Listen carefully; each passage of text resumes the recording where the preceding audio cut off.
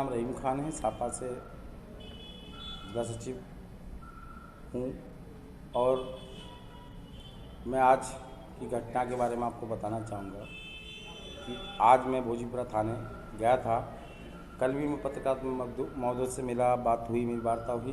तो उसमें क्या हुआ कि मैंने काफ़ी फ़ोन किए, कल 20 फ़ोन किए एसओ भोजीपुरा को, मगर एसओ भोजीपुरा ने फ़ोन उठाने का कार्य नहीं किया।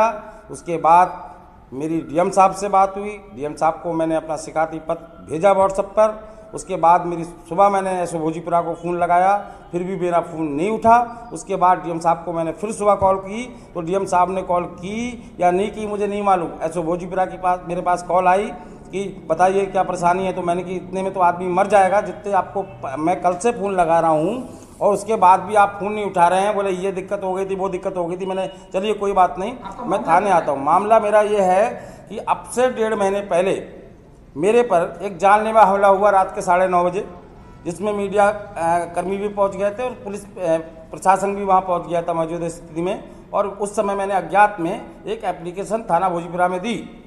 अज्ञात में एप्लीकेशन देने के बाद में थाना भोजीपुरा में ना तो कोई मुकदमा लिखा गया, आज तक ना कोई मुकदमा लिखा गया है, ना उस नाम से कुछ हुआ, ना कोई कार्रवाई हुई।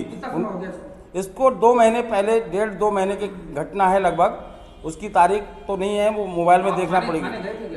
थाने गया, 3 बार मैंने एप्लीकेशन दी। पहले दी एसपीआरओ साहब बैठे थे उस समय दी, तब मुझसे कहा कि शुक्ला जी को दे दो, ऐसा अच्छा ही है। फिर शुक्ला जी ने स्वयं फिर 10-15 दिन के बाद फिर याद आई उन्हें, फिर मुझसे मांगी, मैंने दी। अभी 4-5 दिन पहले एसओ साहब से शिकायत की तो एसओ साहब को फिर दी। अब जब मैंने बात रखी अपनी, और कल जब मीडिया के द्वारा मैंने अपनी बात रखी और आज मेरी सुबह मुलाकात होती है, और मुलजमान ने जब मुझे जान से मारने की कल धमकी दी, जब ओपन नाम उसका आ गया, जब मैं अपनी शिकायत करने आज भोजीपुरा थाने गया, मैंने कहा कि मुलजमान का नाम ओपन आ गया है, आप मुकदमा लिखिए उसके खिलाफ जो मेरी अज्ञात तहरीर आपने ले रखी है।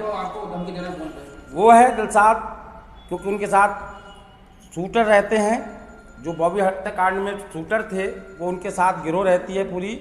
और वो एक बार यहाँ पर भी हमला कर चुके हैं मेरे ऑफिस के सामने। यहाँ सीसी कैमरे की फुटेज निकाल दी जाए, ये भी 10-15-20 दिन पहले भी हमला कर चुके हैं। उस समय की घटना है, उस समय भी वो 15-16 लोग लाके यहाँ हमला कर चुके हैं। उससे पहले मेरे पास जो हमला किया वो भी अब मुझे जानकारी में आया है कि उन्होंने ही किया है।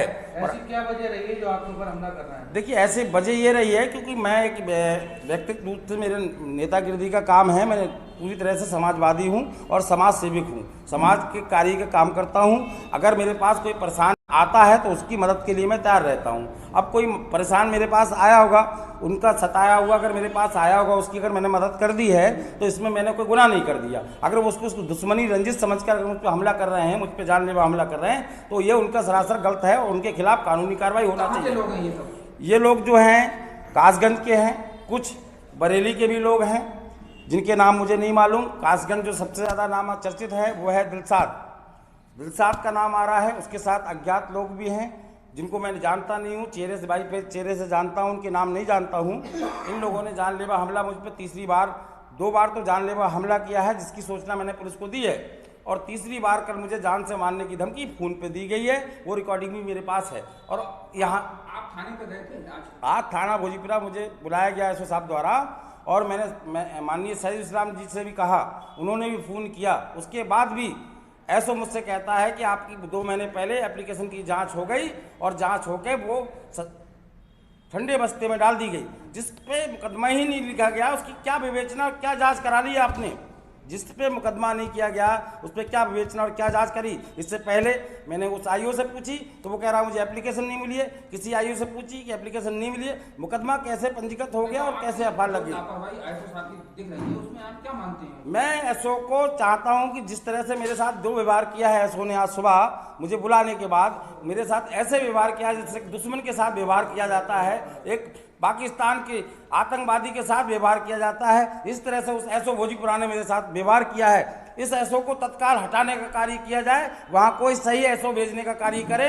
एसपी साहब से मेरी रिक्वेस्ट है, अगर नहीं भेजे,